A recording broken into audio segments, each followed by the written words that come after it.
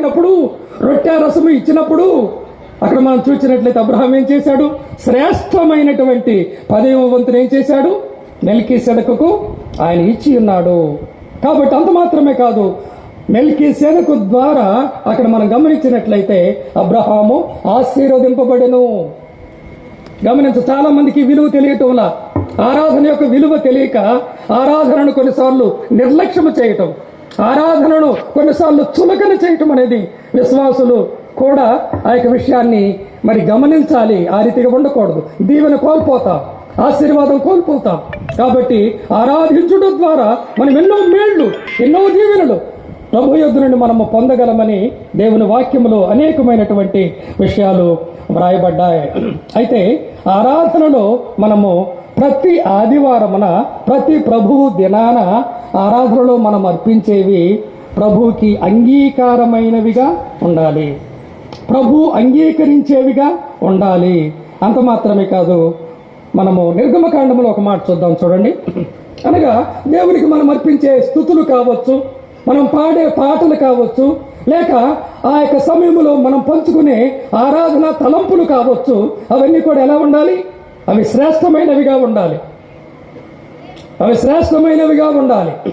అది దేవునికి ఇష్టమైనవిగా, మనోహరమైనవిగా అవి ఉండాలని, అవి ఆయన ఆగ్రాణించుటకు తగినట్లుగా ఉండాలి.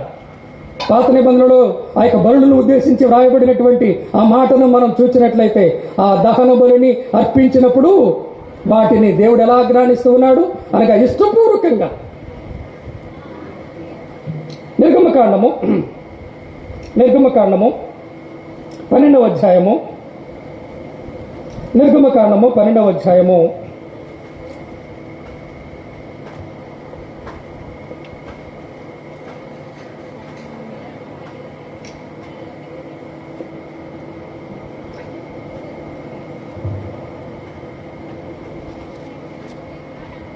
12వ అధ్యాయము 10వ వచనం చదువుతున్నాను.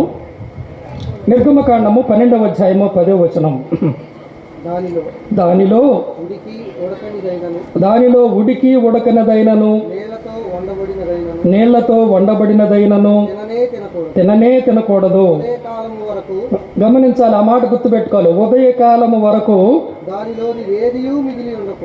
అనగా చద్దిపడింది, అనగా గత వారము, పోయిన ఆదివారము సమర్పించినటువంటిది మరలా ఈ వారం సమర్పించకూడదు. అనగా ఎప్పటికప్పుడు దేవుని యొక్క సన్నిధిలో మనము కనిపెట్టి దేవుని యొద్ద నుండి మనం పొందుతూ ఉన్నటువంటి నూతనమైనటువంటి తలంపులు, నూతనమైనటువంటి మరి సంగతులతో ప్రభువుని ఎప్పటికప్పుడు మనం ఏం చేయాలంటే మనము ప్రభువుని ఘనపరచాలి, హెచ్చించాలి. ఇక్కడ మనం గమనించినట్లయితే చాలా గంభీరమైన మాట అది. అనగా మిగిలిపోయినది తెల్లారి వరకు అది ఉండకూడదు, దాన్ని పారవేయాలి.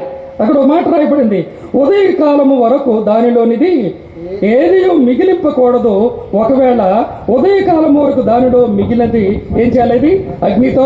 అగ్నితో కాల్చవలెను. కాబట్టి అగ్ని, అందుకే ధూపం వేసేటప్పుడు యాజకుడు కానీ, ప్రధాన యాజకుడు కానీ అక్కడ ఏమవుతుంది? ఆ ధూపము వేసినప్పుడు ఏమవుతుంది?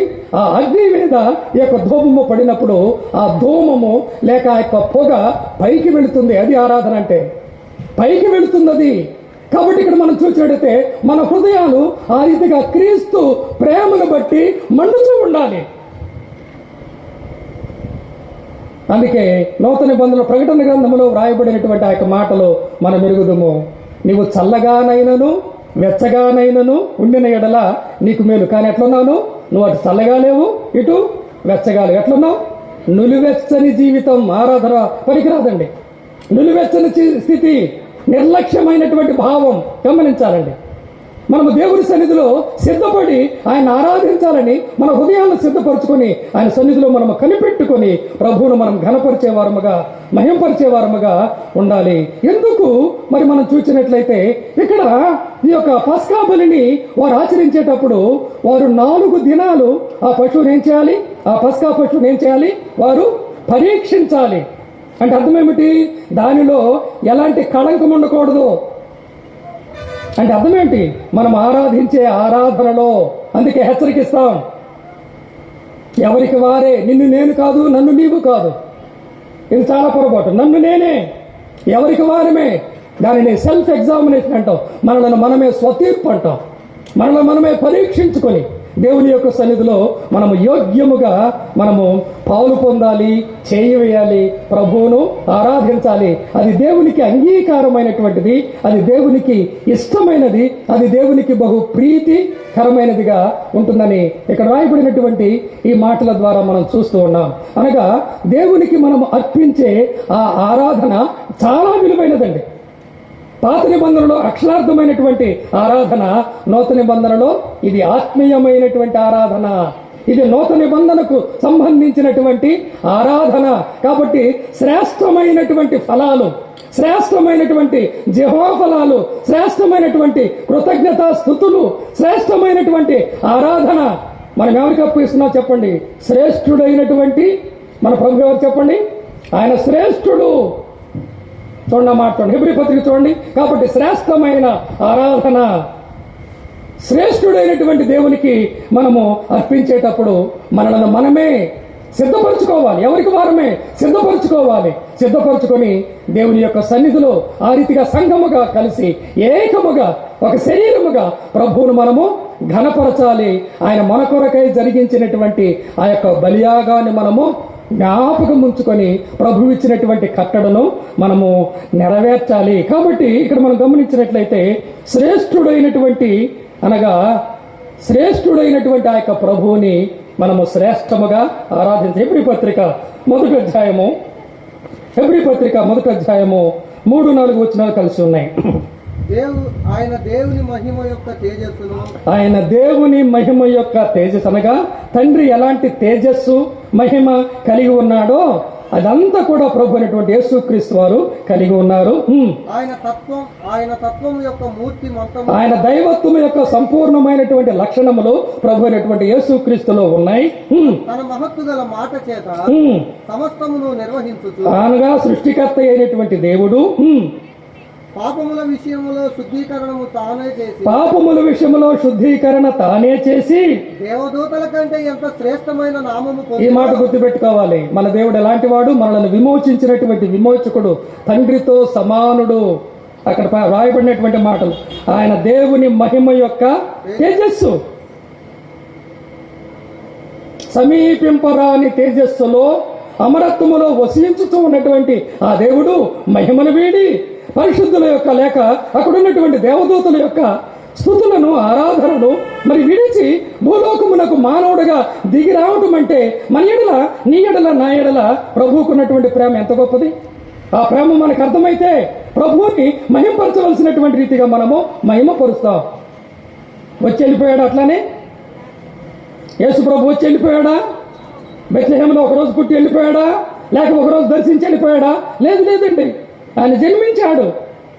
ఒక మానవుడు ఏ రీతిగా ఎదగాలో ఆయన అన్ని విషయాలలో ఎదిగాడు. ఆయన వయసులో ఎదిగాడు, జ్ఞానములో ఎదిగాడు. అనగా పరిపూర్ణమైనటువంటి మానవుడిగా భూలోకములో 33.5 సంవత్సరములు మన నిమిత్తమై భూలోకములో ఆయన జీవించి ఆయన పరిశుద్ధతను, ఆయన మహనీయతను, ఆయన యొక్క నీతిని భూలోకములో వెల్లడిపరిచాడు. అందుకన్నాడు, నాలో పాపమున్నదని మీలో ఎవరు స్థాపించగలరు? అనగా పాపరహితుడు యేసుప్రభు ఒక్కడే, నీతిమంతుడు, పాపులలో చేరక ప్రత్యేకంగా ఉన్నటువంటి ప్రభు అయినటువంటి యేసుక్రీస్తు వారు నిన్ను నన్ను తన ప్రాణం పెట్టునంతగా ప్రేమించాడంటే ఆ ప్రేమకు ప్రతిగా మనం ఏమి ఇవ్వగలం చెప్పండి? అందుకే నిత్యత్వం అంతా మనం స్తుతించిన ప్రభు యొక్క రుణాన్ని మనము తీర్చుకోలేము అనేటువంటి విషయాన్ని మనం కనుక ఎరిగి ఉన్నట్లయితే ఆరాధనను ఎన్నడూ మనం నిర్లక్ష్యం చేయం. ఏముందులే ఆరాధనని చాలా మంది అనుకుంటారు. పొరపాటండి. చాలా విలువైనది, చాలా అమూల్యమైనది, దేవునికి ప్రభు ఇష్టమైనది. సంఘము ద్వారా జరిగే పరిచర్య అంతటిలో కూడా బహు ప్రాముఖ్యమైనదని గమనించాలి. అలాంటి ఆరాధనకు మనము ఎంత ప్రాధాన్యత ఇస్తూ ఉన్నాం, అలాంటి ఆరాధనకు మనం ఏ రీతిగా కూడి వస్తూ ఉన్నాం, ఆ రీతిగా ప్రభువుని ఆరాధించుట కొరకై మన సిద్ధపాటు ఏ రీతిగా ఉన్నది. కాబట్టి వారం రోజులు మనం ఏ రీతిగా ప్రభు కొరకు జీవిస్తూ ఉన్నాం, ఆ ప్రభు బలలో మనం చేయి వేస్తూ ఉన్నాం అనే విషయాన్ని మనం ఎరిగినటువంటి వారమై యోగ్యంగా ప్రభువుని ఆరాధించాలి. ఎందుకు? మన ప్రభు ఎవరు? యోగ్యుడు. దేనికి యోగ్యుడు? మన స్తుతులు పొందుటకు ఆయన యోగ్యుడు, మన ఆరాధనకు ఆయన యోగ్యుడు, లేక పూజనీయుడు, పూజార్హుడైనటువంటి ఆ ప్రభువుకు తగినట్లుగా, ఇక్కడ మనం చూసినట్లయితే ఆయన దేవదూతుల కంటే ఎంత శ్రేష్టమైన నామము పొందెనో, వారికంటే అంత శ్రేష్ఠుడై, అనగా అందరికంటే గనుడు, అన్ని నామముల కంటే పైనామము కలిగినటువంటి ఆ ప్రభుని ఎలా ఆరాధించాలి గమనిస్తూ ఉన్నారు. అందుకే ఆరాధనలో మనం పాడే పాటలు కూడా మనం ఆలోచన చేయాలి. అందుకే సిలువను గూర్చి ఆయన మరణం, ఆయన పునరుద్ధానం, ఆయన మరణ పునరుద్ధానముల ద్వారా ఆయన మన ఎడల ప్రత్యక్షపరిచినటువంటి ఆయన ప్రేమ, ఆయన దయ, ఆయన కనికరం, తద్వారా మనం పొందినటువంటి మేలు, ఆ రక్షణ భాగ్యం, ఈ విషయాలను మనము జ్ఞాపకము చేసుకుంటూ ఎన్నో విషయాలు ఉన్నాయి పాత నిబంధనలో, నూతన నిబంధనలో. ఆ విషయాలు అవి కీర్తన ద్వారా కావచ్చు, స్తుతుల ద్వారా కావచ్చు, మనము దేవుని ఆ రీతిగా ఆ రొట్టె విరిచే ఆ కార్యక్రమంలో ప్రభువును మనము ఆ రీతిగా శ్రేష్టమైనటువంటి ప్రభువుని, శ్రేష్ఠుడైనటువంటి ఆ యొక్క ప్రభువుని మనము తగినట్లుగా లేక యోగ్యంగా ప్రభువుని ఆరాధించాలని మనము హెచ్చరిక చేయబడుతూ ఉన్నాం. చూడండి, కొన్ని సంగతులు మనము ఆలోచన చేద్దాం. అందుకే అబ్రహాము అర్పించినటువంటి ఆ యొక్క అర్పణను కూడా ఉదయకాలం ముందు మనము జ్ఞాపకం చేసుకున్నాం.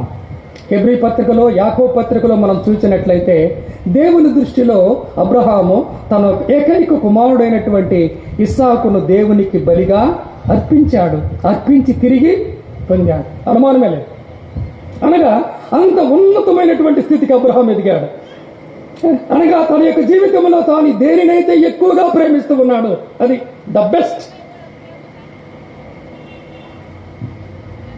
తన జీవితంలో తాను ఎవరి కొరకై ఎదురు చూచాడో సుమారు 25 సంవత్సరాలు, 75 సంవత్సరాల వయసులో ప్రభు అతన్ని రక్షించాడు, వాగ్దానం ఇచ్చాడు.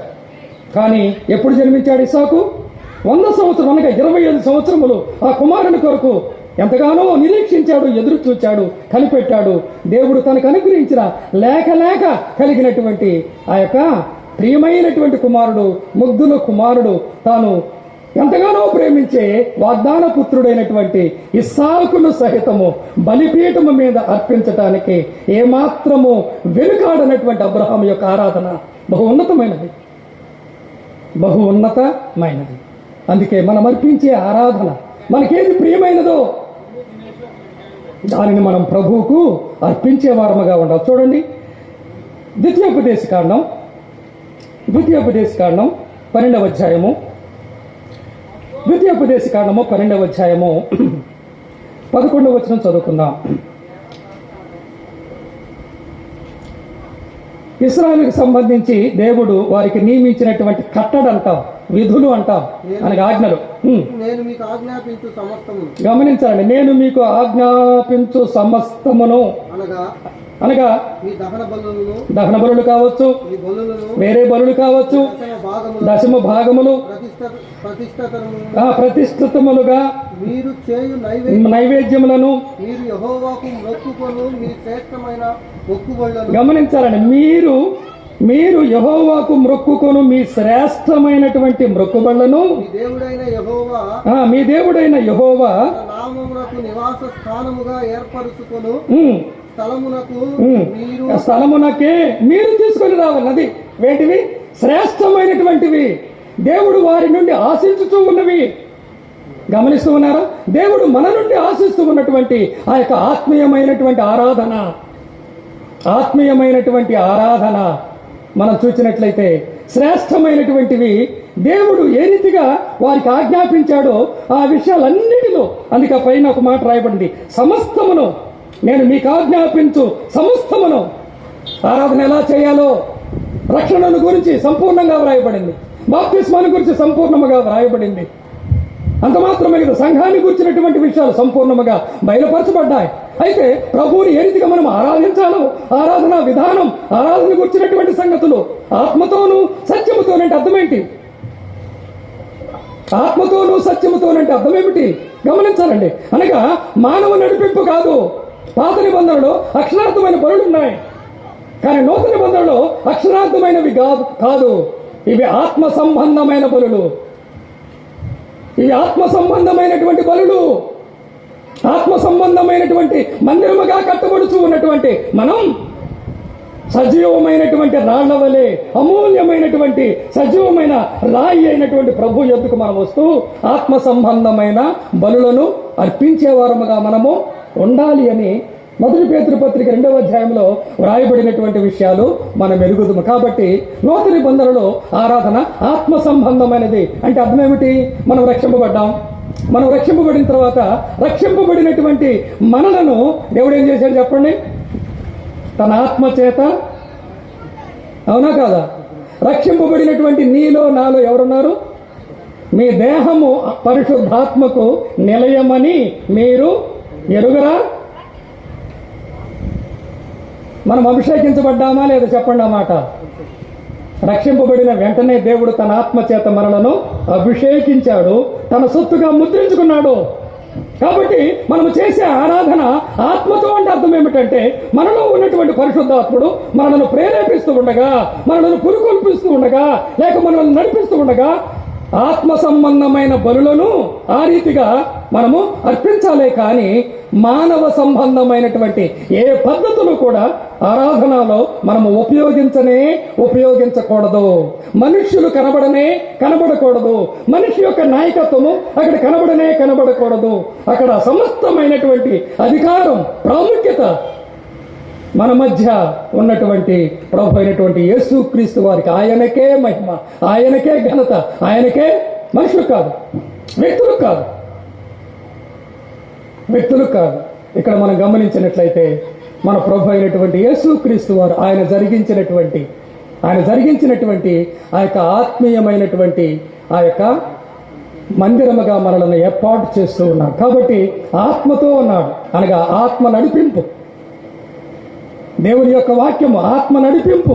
ఆయన పాదముల యొద్ద కనిపెట్టి దేవుని యొక్క ఆత్మ మనకు నేర్పిస్తూ ఉండగా పరిశుద్ధాత్ముడు మనకు బోధకుడండి. పరిశుద్ధాత్ముడు సంఘమైనటువంటి వధువును వరుడైనటువంటి ప్రభు అయినటువంటి యేసుక్రీస్తు వారికి కొరకు సిద్ధపరిచేది ఎవరు? పరిశుద్ధాత్ముడు. అలనాడు ఏ రీతిగా ఎలియాజరు ఆ రిబ్కాను ఇస్సాకు యొద్దకు సిద్ధపరిచి తీసుకొని వస్తూ ఉన్నాడో, నిన్ను నన్ను సంఘాన్ని, ఈ సార్వత్రిక సంఘాన్ని ప్రభు రాకడ కొరకే సిద్ధపరుస్తుంది ఎవరు? పరిశుద్ధాత్ముడు. కాబట్టి ఆత్మతో అంటే అర్థం అది. కానీ మానవుని యొక్క ఆలోచనకు ఏమాత్రమో అక్కడ చూడలేదు. రెండవది సత్యం అంటే అర్థం ఏంటి? సత్యం అంటే దేవుని యొక్క వాక్యం అనగా మన కొరకు బయలుపరచబడినటువంటి లేఖన సత్యం ఏమై ఉన్నదో. కాబట్టి వాక్యానుసారంగా దేవుని యొక్క వాక్యములో వ్రాయబడినటువంటి రీతిగా కొందరు కాదు, అందరూ. శరీరం అంటే అన్ని అవయవాలా? కొన్ని అవయవాలా? అన్ని అవయవాలు కదా. అందుకే సంఘము ద్వారా అనగా మన యొక్క సహవాసమునకు ఇది నిదర్శనం. యూదుడు అన్యుడు అనేటువంటి భేదాన్ని దేవుడు ఏం చేశాడు? కొట్టివేసి మనల్ని ఏం చేశాడు? మన ఉభయులను. అందుకే సంఘములో అది ఆరాధన కావచ్చు, పరిచర్య కావచ్చు, సంఘములో కులాలు, మతాలు, ప్రాంతాలు అనేటువంటి భేదాలకు తావే ఒకవేళ ఎవరైనా బోధించినా, ఒకవేళ ఎవరైనా ఆ రీతిగా రహస్యంగా జరిగిస్తూ ఉన్నా కానీ అది దేవునికి అవమానకరమైనటువంటి పరిచర్య, అది దేవునికి ఆమోదయోగ్యము కానటువంటి పరిచర్యను గుర్తుంచుకోండి. దేవుడే యూదుడు అన్యుడు అనేటువంటి భేదము లేకుండా వారి మధ్య ఉన్నటువంటి వైషమ్యాన్ని, వారి మధ్య ఉన్నటువంటి అసూయలను, తేడాలను వాటన్నిటినీ కొట్టివేసి మన ఉభయులను ఏకం చేశాడు. మనము క్రీస్తు రక్తము చేత కడుగుబడినటువంటి దేవుని బిడ్డలం, దేవుని కుమారులం. మనమందరము సహోదరులం. సహోదరులు అంటే అర్థం తెలుసా? సహోదరులమా అనగా ఒకే ఉదరము నుండి పుట్టినటువంటి వారిని ఏమంటారు? సహోదరులు. మన రక్షకుడు ఒక్కడే. కాబట్టి మనం పై నుండి జన్మించాం, అవునా కాదా? మనం పై నుండి జన్మించాం అనగా యేసుక్రీస్తునందు మన విశ్వాసం ఉంచడం ద్వారా, ఆ సువార్తను మనం అంగీకరించడం ద్వారా మనము నూతనముగా జన్మించినటువంటి వారము. కాబట్టి అందువల్ల నూతనమైన ఆరాధన ఇది. పాత నిబంధనలో లేదండి. నూతనమైనటువంటి ఆరాధన దేవుడు మనకు నేర్పించాడు. కాబట్టి ఆత్మతో, రెండవది ఏమిటి? సత్యముతో అంటే వాక్యానుసారంగా ప్రతి ప్రభు దినాన. అంతేనా?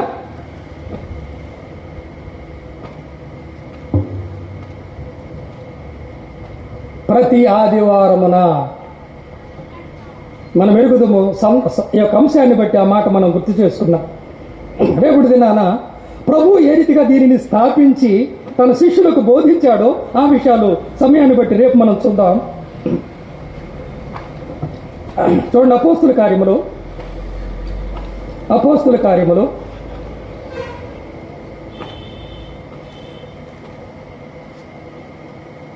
అపోస్తులైనటువంటి మరి పౌలు ఏ రీతిగా ఆ త్రోయలో మరి సహోదరులతో కలిసి మరి ప్రభువును ఆరాధించాడో ఆ విషయము రాయబడింది. ఆ మాట మనం చూసుకుందాం. చూడండి, అపోస్తుల కార్యములు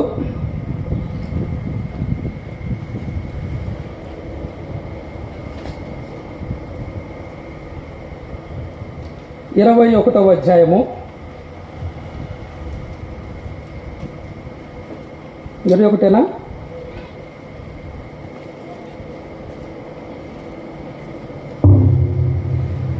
అపోస్తలుల కార్యములు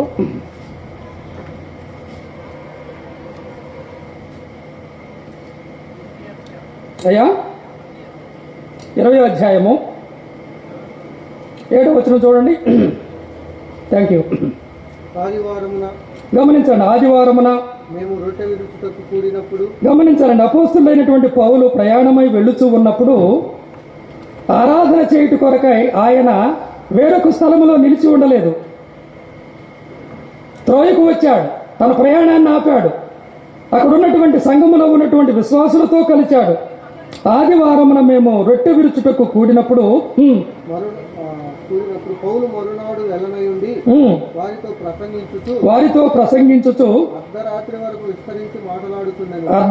వరకు విస్తరించి మాట్లాడుతూ ఉండదు. మరొక మాట చదవాలి, 6వ వచనం కూడా చదవాలి.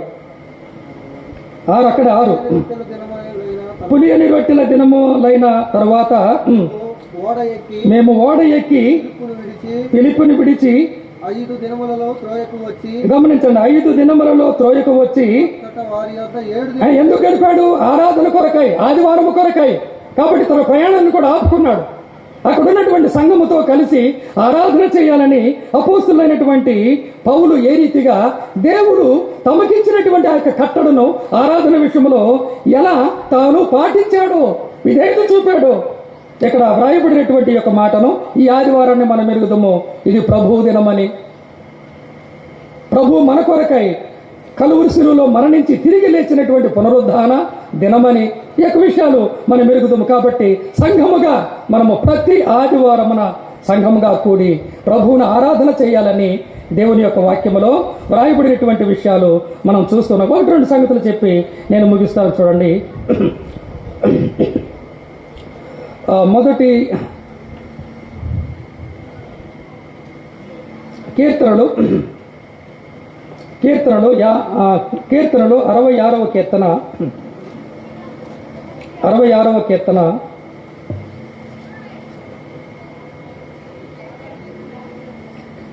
66వ కీర్తన 7వ వచనంలో రాయబడినటువంటి మాట, ఆయన తన పరాక్రమము వలన నిత్యము ఏలుతున్నాడు, అన్యజనుల మీద ఆయన తన దృష్టి ఉంచి ఉన్నాడు. 66:17 ఆయనకు నేను మొర్రపెట్టి తిని. గమనించాలండి, ఆయనకు నేను మొర్రపెట్టి తిని. నా నోట నుండి శ్రేష్టమైన. గమనించాలండి, అప్పుడే నా నోట శ్రేష్టమైన. గమనించాలండి, శ్రేష్టమైనటువంటి మొక్కుబడి, శ్రేష్ఠుడైనటువంటి ప్రభువుకు మనం అర్పించవలసినటువంటి శ్రేష్టమైనటువంటి ఆరాధనలో భాగముగా శ్రేష్టమైన కీర్తన, శ్రేష్టమైనటువంటి కీర్తన ఇక్కడ మనం చూసినట్లయితే 17వ వచనం, ఆయనకు నేను మొర్రపెట్టి తిని అప్పుడే నా నోట శ్రేష్టమైనటువంటి కీర్తన ఉండెను అనేటువంటి మాట మనం చూస్తూ ఉన్నాం. తర్వాత మనం గమనించినట్లయితే అంత మాత్రమే కాదండి, ఆయన శ్రేష్ఠుడు. మనము చెల్లించవలసినటువంటి ఆ యొక్క అర్పణ లేక మనము చేయవలసినటువంటి ఆరాధన శ్రేష్టమైనది. ఆరాధనలో ఉన్నటువంటి ప్రతిదీ కూడా శ్రేష్టమైనదిగా, దేవునికి అంగీకారమైనదిగా ఉండాలని దేవుని వాక్యము చోట మనము హెచ్చరిక చేయబడుతూ ఉన్నాం. తర్వాత చూడండి, దేవుడు మనల్ని ఏం చేశాడు? యెషయా గ్రంథము 56వ అధ్యాయము. యెషయా గ్రంథము ఇది చెప్పి నేను ముగిస్తాను. చూడండి, యెషయా గ్రంథము 56వ అధ్యాయము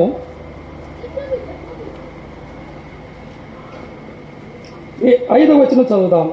యెషయా గ్రంథము 56వ అధ్యాయము 5వ వచనం. నా ఇంటను ఉమ్, నా ప్రాకారములలో ఆ, ఒక భాగమును వారికి ఇచ్చదను. ఎవరికి? నేను షండుడును, నేను ఎండిపోయినటువంటి మొద్దును, నేను అన్యుడును అని ఎవరైతే అనుకుంటూ ఉన్నారో దేవుడు వారి నిమిత్తమై ఇచ్చినటువంటి ఒక గొప్ప వాగ్దానం ఇది. నీ విషయంలో నా విషయంలో కూడా నెరవేరింది. ఒకప్పుడు దూరస్తులం, ఒకప్పుడు శత్రువులం, ఒకప్పుడు ఆయన నామాన్ని స్మరించడానికి కూడా అయోగ్యులం, అపాత్రులం, దేవుని యొక్క ఉగ్రతకే పాత్రులం. కానీ దేవుడు మన ఎడల ప్రత్యక్షపరిచినటువంటి ఆ ప్రేమ, మన ఎడల చూపినటువంటి ఆ కృప, దయను మనం జ్ఞాపకం చేసుకున్నట్లయితే మన స్థితిని పూర్తిగా మార్చివేశాడు దేవుడు. అక్కడ రాయబడినటువంటి మాట, నా ఇంటను నా ప్రాకారములోను ఒక భాగమును వారికి ఇచ్చేదను. కొడుకులు కూతుళ్ళు ఉమ్, అని అనిపించుకొనుటకై కొడుకులు కూతుళ్ళు అని అనిపించుకొనుట కంటే శ్రేష్టమైన పేరు శ్రేష్టమైనటువంటి పేరు వారికి పెట్టాడు. నీకు నాకు దేవుడు పెట్టినటువంటి పేరు ఎంత ఎలాంటిదండి? శ్రేష్టమైనది. శ్రేష్టమైనది ఏంటిది? శ్రేష్టమైనటువంటి పేరు. నిజమే, ఆయన ఎందుకు విశ్వాసం ఉంచడం ద్వారా ఆయన కుమారులమయ్యాం, ఆయన కుమార్తెలమయ్యాం. శ్రేష్టమైనటువంటి అనగా ఇక్కడ రాయబడినటువంటి కుమారుడు కుమార్తెలు భూ సంబంధమైనటువంటి బంధుత్వానికి సంబంధించినవి. కానీ మనము పరసంబంధమైనటువంటి ఈ యొక్క భాగ్యం, ఈ యొక్క బాంధవ్యాన్ని మనము పొంది ఉన్నాం. అంత మాత్రమే కాదు, మనము ఆయన సొత్తైనటువంటి ప్రజ, పరిశుద్ధ జనం, ఏర్పరచబడిన వంశం, రాజులైన యాజక. ఇది శ్రేష్టమైన పేరు కాదా? దేవుడు ఎంతగా నిన్ను నన్ను హెచ్చించాడు చూడండి ఈ లోకముల నుండి. అందుకే దేవుడు మనల్ని ప్రత్యేకపరిచాడు. అందుకే మోషే అన్నాడు ఐగుప్తులో, ఫరో రాజు అంటాడు, మేము మా దేవుని ఆరాధన చేయాలి, మేము ఐగుప్తుల ఆరాధన చేయం, మేము ఐగుప్తుల ఆరాధన చేయం, మేము దూరముగా వెళ్ళి మా ప్రభువుని మేము ఆరాధించాలి. అంటే పురుషులు వెళ్ళండి అన్నాడు. కాదు, మాతో పాటు మా యొక్క స్త్రీలు కూడా రావాల్సిందే. సరే మీరు వెళ్ళండి, పురుషులు స్త్రీలు వెళ్ళండి అంటాడు. కాదు, మా కుమారులు రావాల్సిందే, మా కుమార్తెలు కూడా సరే మీ పిల్లలు కూడా మీరు తీసుకుని వెళ్ళండి. కాదు, మాతో ఇంకెవరు రావాలి? మాకున్నటువంటి పశువులు కూడా రావాల్సింది. ఎందుకు పశువులు ఎందుకు చెప్పండి? కాబట్టి వీళ్ళు వెళ్ళి అక్కడ బలి లేకపోతే ఏం ప్రయోజనం? ఆరాధనలో పాలు పొంది ఆరాధనలో సంఘముతో ఏకీభవించకపోతే ఏం ప్రయోజనం చెప్పండి? అందుకే ఆమె అనాలి, ఏకీభవించాలి. కాబట్టి ఏమి అనగా స్తుతులు ఏ రీతిగా చెల్లిస్తూ ఉన్నారు, కీర్తనలు ఏ రీతిగా పాడుతూ ఉన్నారు, వాటన్నిటిలో కూడా ఏకమై ప్రభువుని ఆమేన్ అనడం ద్వారా మనమందరము ఏకీభవించి ప్రభువును గణపరుస్తాలి. అక్కడ మోషే అంటున్నాడు, ఒక్క డెక్క అయినను విడువా, సంపూర్ణంగా మా ప్రభువుని మేము ఆరాధించాలి.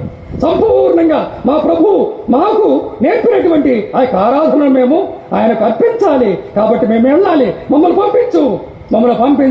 కాబట్టి ఐగుప్తులో ఆరాధన కాదు, ఐగుప్తు నుండి వెళ్ళి బయటికి వెళ్ళి గమనిస్తూ ఉన్నారా? ఆ రీతిగా దేవుని ప్రజలముగా లోకమునకు వేరై మనం అందుకే ప్రత్యేకమైనటువంటి జనాంగం, ప్రత్యేకింపబడిన వారం. మనము పరిశుద్ధులం అంటే అర్థం అంది సెట్ అపార్ట్ అనగా ప్రత్యేకించబడి ఎవరికి? ప్రభువు కొరకు. దేని నుండి? లోకముల నుండి ప్రత్యేకించబడ్డాం. ప్రభువు కొరకు ప్రత్యేకించబడినటువంటి ఏర్పరచబడిన వంశముగా, రాజులైనటువంటి యాజక సమూహముగా, శ్రేష్ఠుడైనటువంటి ఆ యొక్క ప్రభువును శ్రేష్టమైనటువంటి ఆరాధనతో యోగ్యుడుగా ఆ ప్రభుని ఆరాధించడానికి ఎల్లవేళలా ఆయన బిడ్డలంగా మనలను మనము సిద్ధపరుచుకొని, అందుకే 1 కొరింథీ పత్రిక 11వ అధ్యాయంలో వ్రాయబడినటువంటి ఆ యొక్క మాటలు, ప్రభు దానిని ఏ రీతిగా ప్రారంభించాడో ఆ యొక్క విషయాలు ప్రభు చిత్తమైతే రేపు మనము ఆలోచన చేద్దాం. కాబట్టి ప్రభువే స్థాపించినటువంటి నూతన నిబంధన ఆరాధన క్రమం. కాబట్టి పాత నిబంధన ఛాయ, దాని యొక్క నిజ స్వరూపాన్ని మనం చూస్తున్నాం. ఆత్మతో సత్యముతో మనం ఏం చేయాలి? యోగ్యుడైనటువంటి ప్రభువుని యోగ్యంగా మనం ఆరాధించట కొరకై దేవుడు మనకు సహాయం చేయను. కాబట్టి స్థానిక సంఘంగా మనం జరిగించే పరిచర్య అంతటిలో కూడా బహు ప్రాముఖ్యమైనది ఆరాధన. ఎందుకంటే అది దేవునికి నేరుగా దేవునికి సంబంధించింది. తర్వాత వేరే పరిచర్యలు ఉంటాయి మనకు క్షేమము, అదే రీతిగా మరి నశించే ఆత్మను రక్షణ పొందుట కొరకై అది రెండో విధమైనటువంటి పరిచర్య. అయితే లోకానికి కూడా మనము సాక్ష్యం ఇస్తాం. ఆయన గుణాతిశయములను మనం ఏం చేస్తాం? ప్రచురము చేస్తాం. ఆరాధనలో ఆయన గుణాతిశయములను లోకానికి ఏం చేస్తాం? మనం ప్రచురము చేస్తాం. కాబట్టి ఆ రీతిగా మరి యోగ్యమైనటువంటి రీతిగా యోగ్యుడైనటువంటి ప్రభువును ఆరాధించినట్లు దేవుడు మనకందరికీ సహాయం చేయనుగాక. మరి శ్రద్ధతో దేవుని యొక్క వాక్యాన్ని విన్నటువంటి మీకందరికీ ప్రభు నామమున వందనాలు తెలియజేస్తూ సమయాన్ని ప్రియులకు అప్పగిస్తూ ఉన్నాను.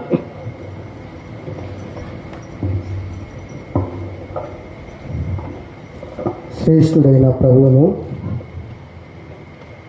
ఆయన మన కొరకై చేసిన త్యాగాన్ని జ్ఞాపకం చేసుకుంటూ శ్రేష్టమైన ఆరాధన మనం చేయాలని, శ్రేష్టమైన కీర్తనలతో ఆయనను ఆరాధించాలని ఈ సంగతులను మనం విన్నాం.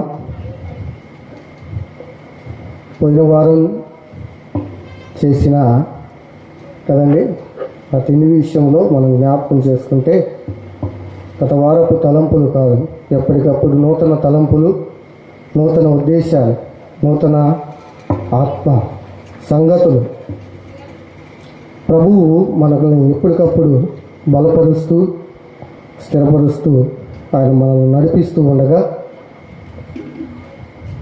మనలో నుండి ప్రభువు కోరుతున్నది అదే కదా, అదే నూతన తలంపులతో ఆయనను ఆరాధించాలి. క్రొత్త కీర్తన అన్నాడు, క్రొత్త కీర్తన. ఈ సంగతులను వినిపించిన దేవుని దాసులకు సంఘం తరపున ప్రేమపూర్వకమైన వందనాలు తెలియజేస్తున్నా. ఒక కీర్తన, ఒక పల్లవి, ఒక చరణం పాడుకున్న తర్వాత ఈలోపు సహోదరులు, స్థానిక సహోదరులు అందరికీ మంచినీళ్ళను ఏర్పాటు చేయండి. అందరికీ మంచినీళ్ళను ఏర్పాటు చేయండి. కీర్తన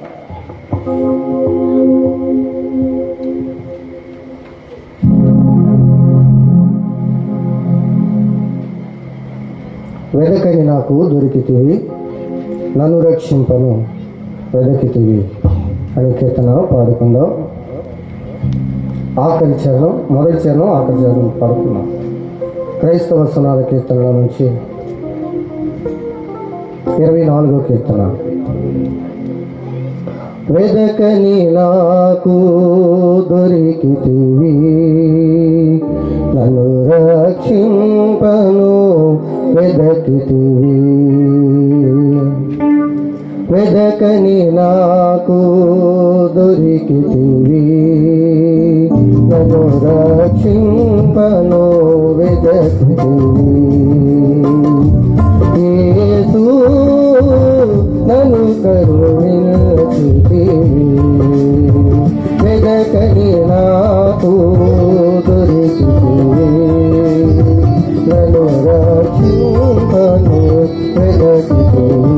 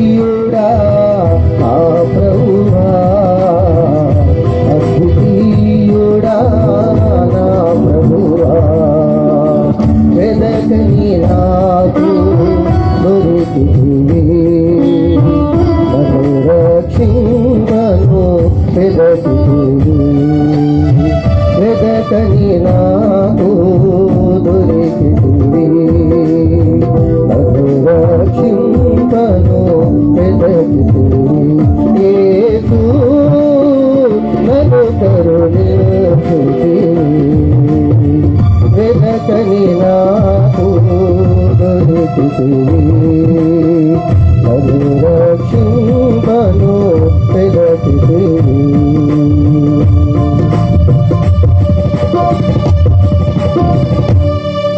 ఈ సమయంలో మార్టూరు నుండి మన మధ్యకు వచ్చిన జాన్ మాస్టర్ వచ్చి రెండవ ప్రసంగం భవానీ శంకర్ గారు అందించేదానికి ముందుగా ప్రార్థన చేస్తారు.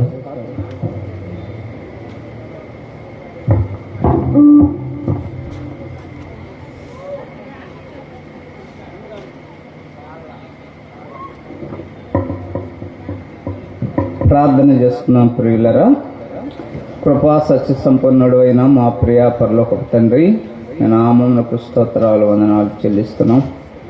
అయ్యా, మా ప్రియులు ప్రార్థించి నిరీక్షించిన రీతిగా ఆయన మీ యొక్క సన్నిధానమునకు మా ప్రియులను తోడుకొని వచ్చారు. ఇదిగో ప్రభువా, రెండవ దినమున నాయన మధ్యాహ్నపు వేళ మొదటి సందేశమును మీరు మీ దాసుని ద్వారా అందించిన విధానాన్ని బట్టి మీకు స్తోత్రాలు వందనాలు చెల్లిస్తున్నాం. ఆరాధన తలంపులు శ్రేష్టమైనటువంటి వర్తమానాన్ని మీరు అందించారు. అందు నిమిత్తమై మీకు స్తోత్రాలు వందనాలు చెల్లిస్తున్నాం. అలాగున్నే ప్రభువా, ఇప్పుడు మరొక దాసుడు మీ యొక్క సన్నిధిలో నిలువ